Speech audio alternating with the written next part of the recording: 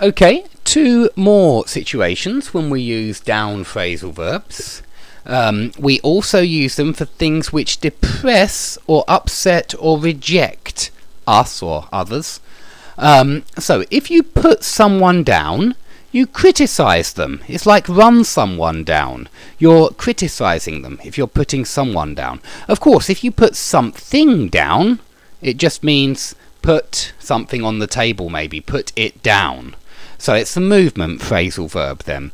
But put someone down can mean criticize them, like run someone down. If somebody brings you down, they depress you. They make you feel depressed. They get you down. And get someone down is the same. It means you depress them.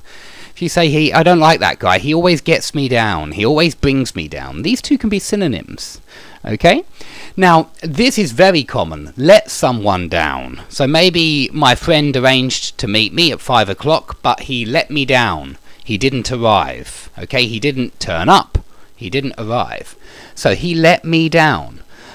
So again, it's kind of, he upset me, he didn't arrive on time, so it's negative, like these three: depress, upset, or reject.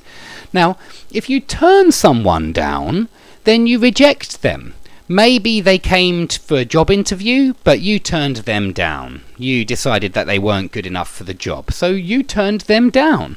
But maybe, somebody makes you an offer. Maybe somebody invites you to their wedding and you turn them down. It means you reject their invitation.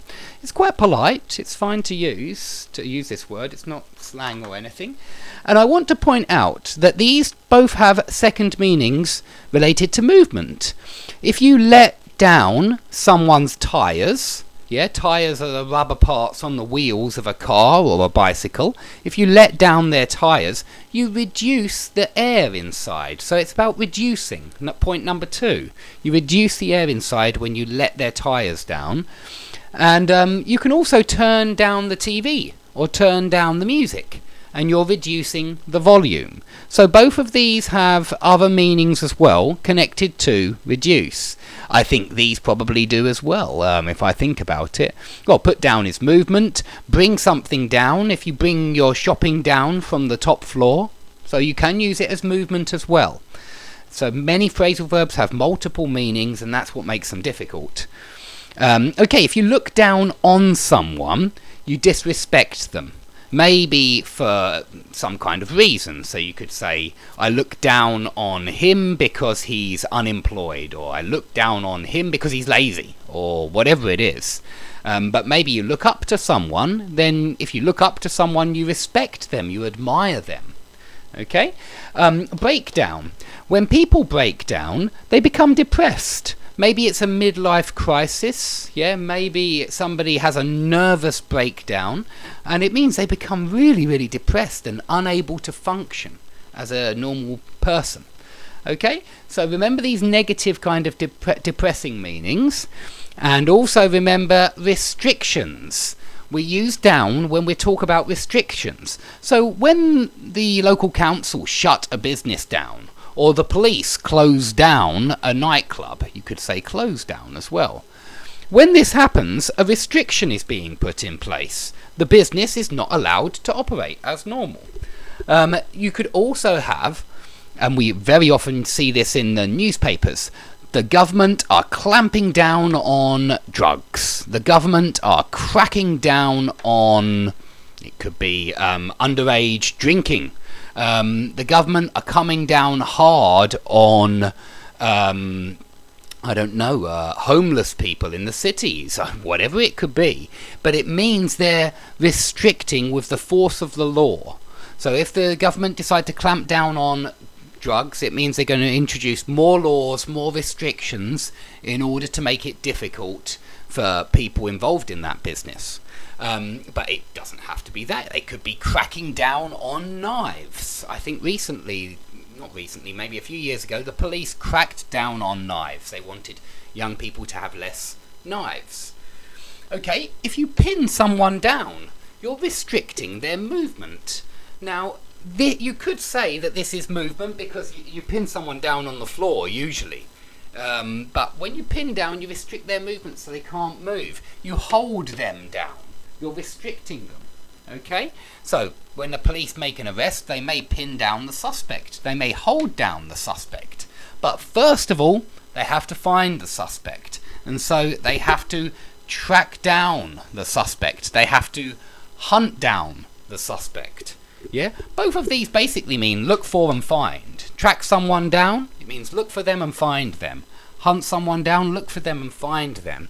And I've put it in restrict because you restrict the number of places they could be in. You track them down to one particular point. So I think of it as a restriction in some way. I hope you can understand my logic. The police have to narrow down the list of suspects. So to narrow something down, this could be reduce. It's to reduce the number of suspects on the list. So they narrow down their list of suspects, and then they track down their prime suspect, the number one suspect, and then when they've tracked him down, maybe they pin him down, and maybe they send him down, or the judge send him down for a number of years. Because send someone down basically means put them in prison. If somebody goes down for 5 years, then they're sent to prison for 5 years. So it's also a restriction. It's also from the down phrasal verbs. Now, I wanted to mention a few other phrasal verbs. I wanted to mention the fact that write down is obviously a phrasal verb. And when you write something down, you put it down. You get it down. We can say, I put it down in my notebook. It means write it down. I got it down in my student book. It would mean write it down. So they're worth remembering. And lastly, come down to, put down to. Now, you could say, I'm feeling sick at the moment and I put this down to the weather. It means I think this is because of the weather. Yeah? So when we're talking about causes, reasons, we use these two expressions. Put down to means that you think the reason is. You think this is because of. Let me give you a different example. I think there is high inflation at the moment, and I put this down to our government's financial policies. Yeah, I think the reason for the high inflation is the government's financial policies. But I could use this one, come down to, and we normally use this not with a person, but with it. It comes down to. And it means it is because of, again. Yeah, it means it is because of. So let me think of a different example. Well, maybe, again, I could say something like, so there is a lot of unemployment at the moment, and it comes down to the government policies, blah, blah, blah. It is because of, it comes down to. So please remember these two about causes. You will see them. Thank you for watching the lesson. Please subscribe and like if you'd like to see some more. And yeah, I hope to see you all soon.